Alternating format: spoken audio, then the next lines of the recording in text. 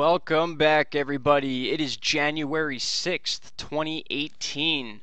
All right, we are just finally getting the last bits of Winter Storm Grayson out of our hair.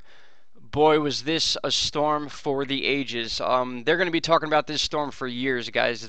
This thing did some serious damage.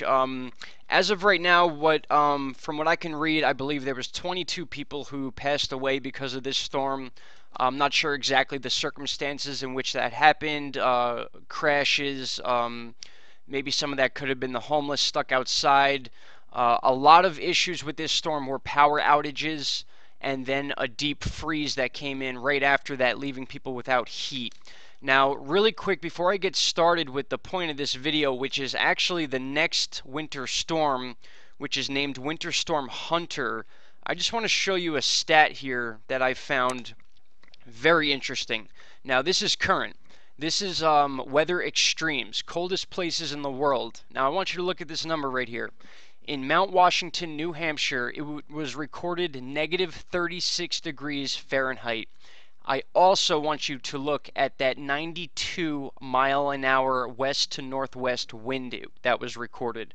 That is what happens when you are dealing with a situation called bombogenesis, and that is when the barometric pressure drops 24 millibars in a 24-hour period, except Winter Storm Grayson dropped over 50 in 24 hours, which is why this storm exploded the way it did. Now, again, this video is about a future storm that's coming, but I want to run through this really quick and just show you the expansion of what happened here. Right there is where this got nasty. Of course, the East Coast, all these states, all the way from Florida all the way up into New Hampshire, obviously got slammed with this storm. We had snow in places we haven't seen in 30 years, and that's what one of the bigger issues was for areas of Florida and Georgia, South Carolina, North Carolina, was that the ice buildup added so much weight to the power lines that they failed, and then after that, people lost power, they lost their heat. They're not prepared for snow cleanup, so they don't have plow systems like the Northeast does. So this thing was just one nightmare after another, and you can just see, according to the GFS, this thing just exploded. And then as it moves out into the ocean, you can see right here this rise in the jet stream. Now, I have two charts pulled up for you that I want to go over some things with you about. Now, these are current. I have these set to right now. We're going to look at this one first. I know it's a little hard to make out, but here's Florida down here. Here's Texas. And now I want you to focus on these U's here, these deep dips in the jet stream. And that's what we talked about a lot during hurricane season. Now, this here is all the moisture from Grayson. Again, this storm formed to the east of Florida, almost right over the Bahamas, and then moved up the east coast because of a high pressure in the Atlantic. So basically, just like in hurricane season, the Atlantic Ocean added pressure to this storm to hug the coast.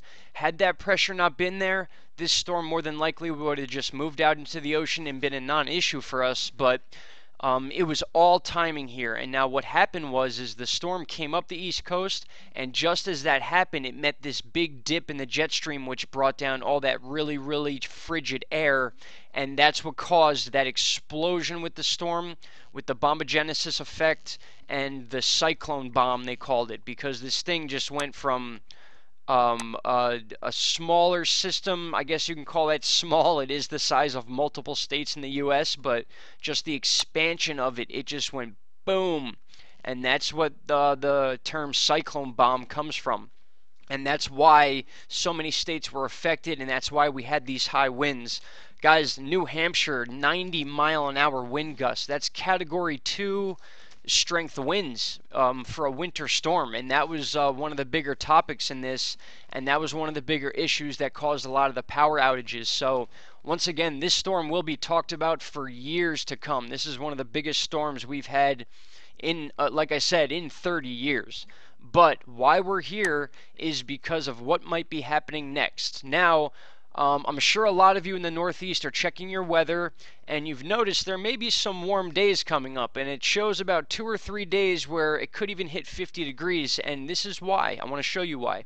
Again, these lines here represent parts of the jet stream. Now, anytime they dip down low, anything inside that pocket is going to be cold.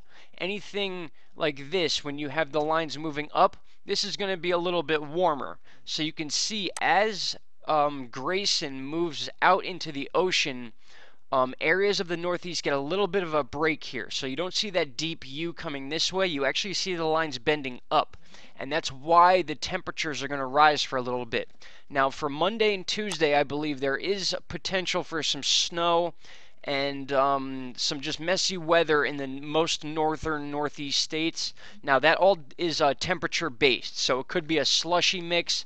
I don't see it being those whiteout, really powdery snow conditions that we get when it's super cold out. The warmer it is, the more compact the snow is, that heavy snow you get. That's because temperatures are closer to 32 degrees, just basically that line that you need for it to snow. Now, anything colder than that, that's where you get that real powdery, stingy snow. And then you mix that with the winds that we had with Grayson, and it's like getting hit with sand. It's horrible. Not fun to be outside in. I'm sure a lot of you know that. But again, we are getting a little bit of a break as far as this deep freeze we're having, which is probably the biggest issue this storm brought, besides the snow, was the wind and then the deep freeze afterwards for all those people that had no power. Now, here we go. I'm going to move through this, and I want you to pay attention to what happens with these lines here. So here is January 7th. This is literally tomorrow. So starting today into tomorrow, temperatures are going to rise a little bit, and that's because we have that rise in the jet stream now. The jet stream is up around the border of Canada now, but we still have moisture moving over the Great Lakes. Now, luckily for them, the temperatures are just high enough to where we might not see that crazy lake effect snow like we saw a few weeks ago with areas of Watertown and Buffalo and Erie and stuff like that. So it's that we're at that fine line where a couple degrees up and a couple degrees down can make a world of difference. Let's hope it stays as is, as projected for our future weather for the next couple days. But again, guys, what happens after that is what my concern is. Now, I want you to pay attention to something here. We're at the 9th now. This is January 9th. And now you can see that there's a little bit of a dip coming. Now, I'm going to move forward. Here's that rise. This is when we're going to get those warm temperatures going into the 10th. So, again, a lot of people are going to think we're going to have a break from this. It's going to be 30s, 40s, which is much more acceptable than what we've been having, especially in the Northeast. But then, this is my concern here. There's a system that forms in the plains of the U.S., and just as it's making its way in a northeast direction towards the Great Lakes, we have another massive dip in the jet stream. The jet stream comes down this way, and I'm going to show you that on this chart actually. So we're going to hit next. You can see this was Grayson that's moving out. We have a little bit of a break here. This is for the 8th, so this would be that Monday where we get a little bit of that precipitation in this area. Again, a couple degrees up or down will determine if this is going to be snow or if it's going to be a sleety type rain. But either way, it's not going to be one of these crazy storms that we just dealt with. It's what's happening in the week after this. Now, you can see as I move forward here, this is my concern. There's a giant dip in the jet stream here. This is going to be very, very cold temperatures, and now we're in the 11th. If you noticed, I put the 11th to the 13th on the thumbnail for the possibility of Winter Storm Hunter, and I want to explain why. Now, as this deep U in the jet stream brings all the cold air to these states, we have a moisture system that forms, and just as it's making its way, actually that was the last bit of data we get with this jet stream chart. So let me move to this one. Okay, we're going to go back to day 1. This is current time. So once again, if you can compare, here's Florida. This is Grayson, all that moisture from Grayson, that low dip in the jet stream, and you can see those purple colors in New Hampshire, New York, and that's why it's so cold out right now. But as we move forward, you can see that passes. The jet stream rises a little bit. That's going to give us a little bit of a relief as far as temperature goes. Again, we might get that little bit of snow, sloshiness in areas of Pennsylvania. All the northeast states will feel some of that. But again, nothing like the storm we've been dealing with. But what I'm worried about is what's coming in a week. Now look, right here by day 4, in between day 4 and 5 from right now, you can see that dip in the jet stream right here. These purple colors are very cold temperatures. Now I'm going to move this forward, and then right here is the issue. Again, very, very deep U in the jet stream.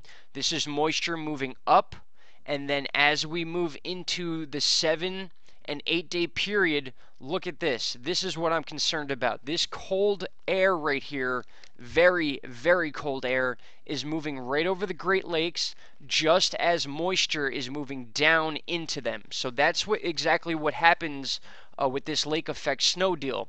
It's a timing issue. So if we have cold air that comes down from Canada that is caused by the jet stream dips. So when the jet streams dip like this in the winter, all this cold air is freely allowed to move in from Canada and down into the U.S.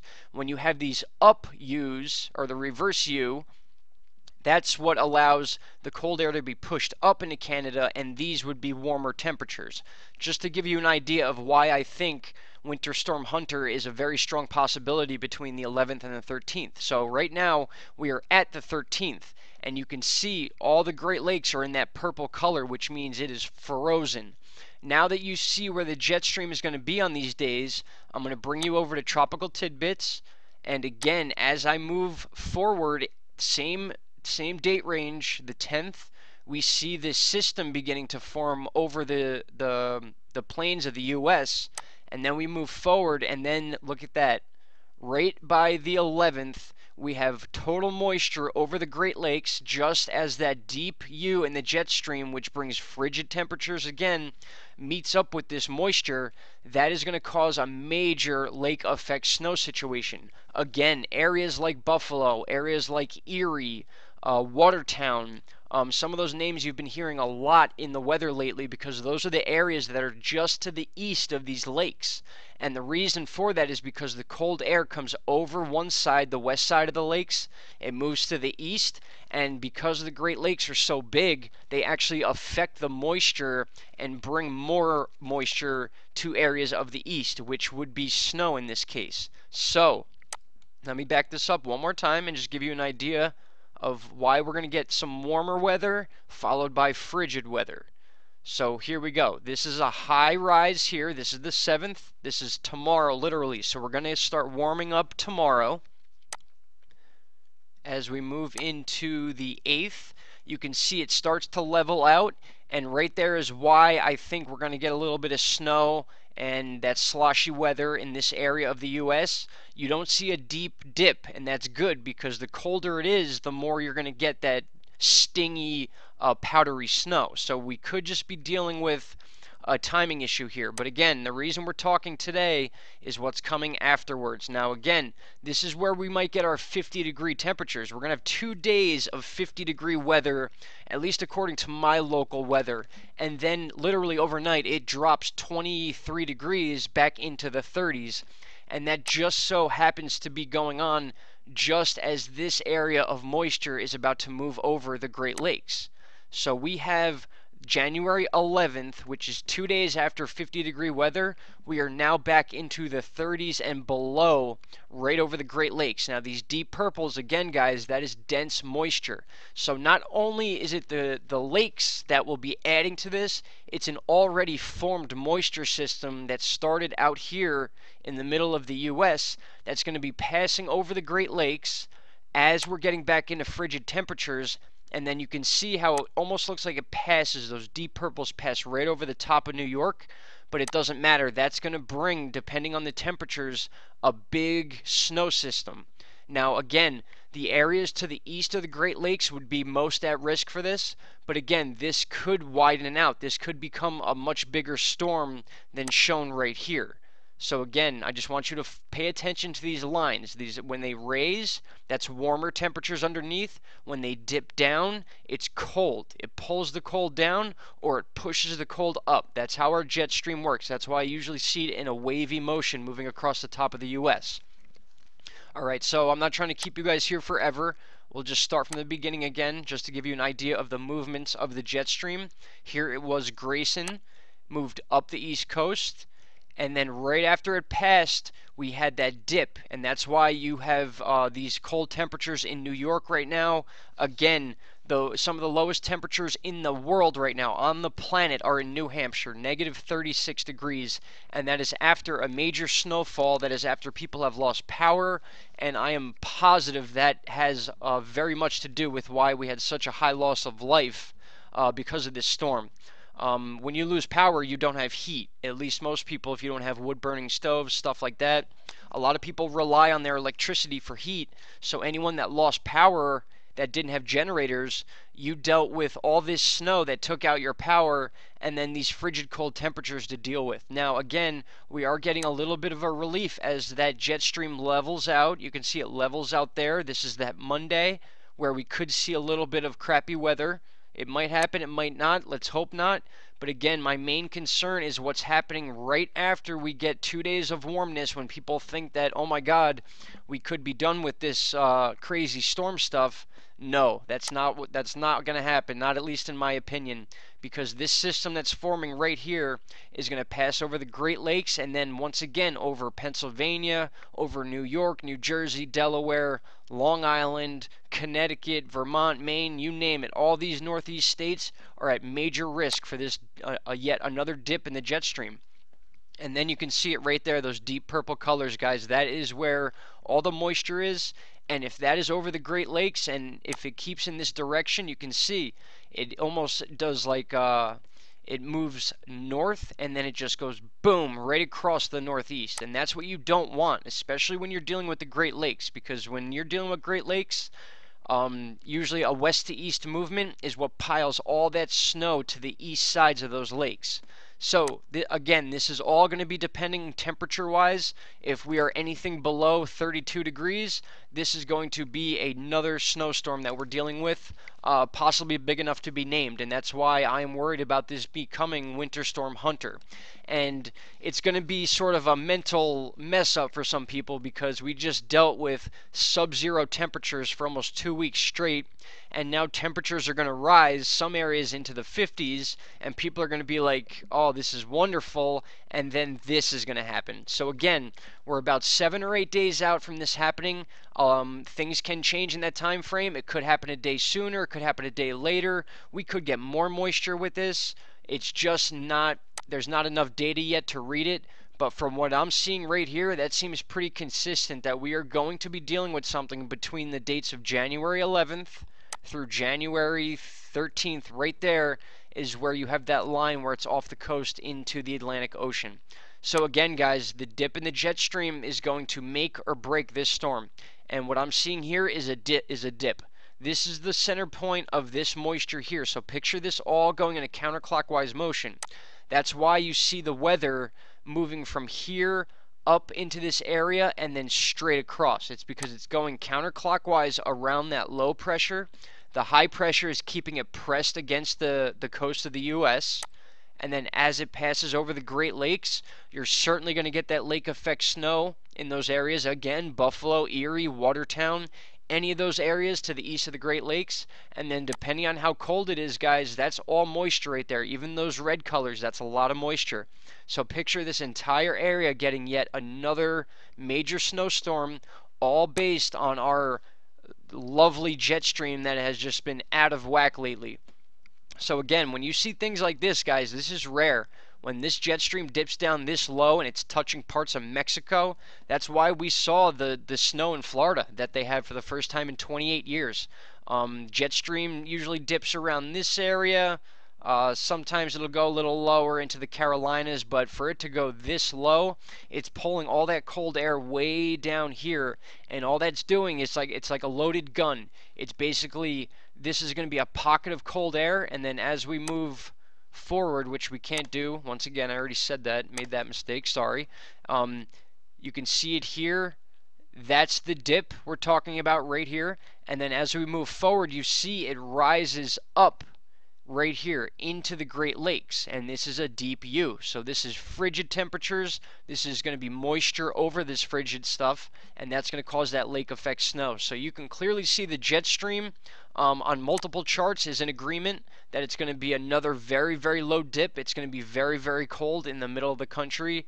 And certainly very, very cold in the Northeast, and that is right after 50-degree temperatures. So, oh man, guys, just get ready because we're gonna have an interesting winter, at least in my opinion. So one more time, don't want to take up all your whole day here on this video. I appreciate all of you that stick with me. I would love to be doing these daily videos, but my job is also weather permitting. I've had to work longer hours. I've been working outside, so I have just been exhausted being out in this weather. And again, very unfortunate the amount of lives we lost in this storm. 22 from what I saw in my stats, and then just seeing those wind speeds in New Hampshire, that was just unbelievable. Anything over 60 miles an hour is a lot, and we're talking some areas had 99. I saw one report that had possibly 101, 101 mile an hour winds. Imagine getting hit with snow in the face at those speeds. That's why I was making that sand reference. In sandstorms in the desert, it's like being shot with BBs. It's horrible. So this is the last time I'll run you through this. That was Grayson leaving. We see that rise. This is Monday. We may get a little precipitation Monday. Nothing crazy. It might be a little bit of a crappy travel for those of you that commute to work. And then after that, we could be seeing our 50-degree weather right around this date, which is the 10th. And then, as I said on the thumbnail, from the 11th to the 13th, we have a different story coming. We have a dip in the jet stream, which is right here. Just as moisture is forming, that moisture is going to move over the Great Lakes, causing lake effect snow, and then depending on how cold it is in the Northeast, you can see the purple in western Pennsylvania. From the looks of it, guys, this is going to be yet another pretty decent snowstorm. More for the Northeast. This isn't going to be something that's going to affect Florida and Georgia and the Carolinas like Grayson did, but certainly a storm that could be worth naming, and that's why I put Hunter in the thumbnail. That is the next name on the list. I have these pictures pulled up for you. These are the named storms we have that they picked for this year. You can go to you could just Google winter storm names for 2018 and you can get this list here. After Hunter would be Inga, and then we got Jackson, Kalani, or Kalini, however you want to pronounce it. Then we're going to have Liam, Mateo, Noah, Oliver, Polly, so on and so forth. So this is our lineup for the winter. But once again, guys, my main concern right now, and the craziest thing I've seen today, Mount Washington, New Hampshire, negative 36 degrees Fahrenheit. I don't know if that is wind chill or what, but seeing a negative 36 degrees Fahrenheit is not normal. 92-degree mile an hour winds recorded, somewhere 99, and like I said, I saw that 101. Wow, that's all I have to say. So the next couple days are going to be crucial, guys. Don't let the 50-degree weather or the 48-degree weather fool you. We have just started winter. The Farmer's Almanac and all the experts, they all said at the beginning of winter that it might be a mild winter for the Northeast and for the U.S. as a whole. I think we can pretty much throw that out the window. We've already had enough cold for an entire winter, in my opinion. But this is just not looking too good to me right now, especially the timing. And that's why with these storms, timing is everything. Because we're talking 1 or 2 degrees is the difference between freezing rain or snow or lake effect snow and stuff like that. So that's why the jet stream is so important, guys. That's why I always talk about it. I know it might be boring to some of you, but it is what pushes and controls our weather.